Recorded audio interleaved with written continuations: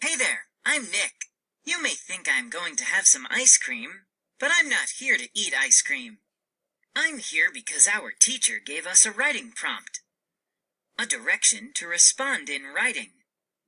In fact, we were given a descriptive prompt, a prompt that asks for descriptive writing.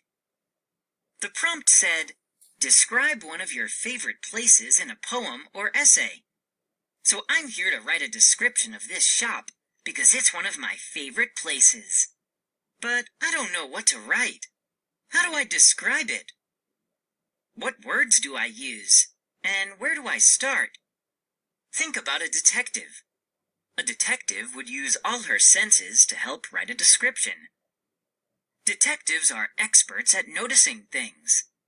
Detectives notice lots of specific details like what they see, what they smell, what they hear, what they taste, what they feel or touch. These details are called sensory details because we notice them with our senses. So if the detective came to the ice cream shop, what would she see? She would see a long countertop with a line of people giving their orders. What would she hear? People laughing and talking. What would she smell? Maybe she'd smell rich hot fudge sauce. What would she taste? Ah, smooth, delicious ice cream. What would she feel? She might feel sticky hands as the ice cream melts. That detective noticed a lot.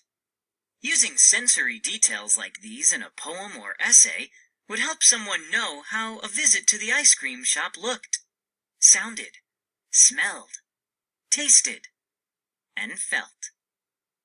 Now I'm feeling a lot better about this writing prompt. In fact, I think I'll have some ice cream while I'm here, just so I can notice all the sensory details. I'll start with the long line of people laughing and talking, and the smell of hot fudge that fills the air. There's the taste of smooth ice cream, and yes, the feel of sticky hands. And that's just the beginning. The more I look, listen, smell, taste, and feel, the more I'll have to write.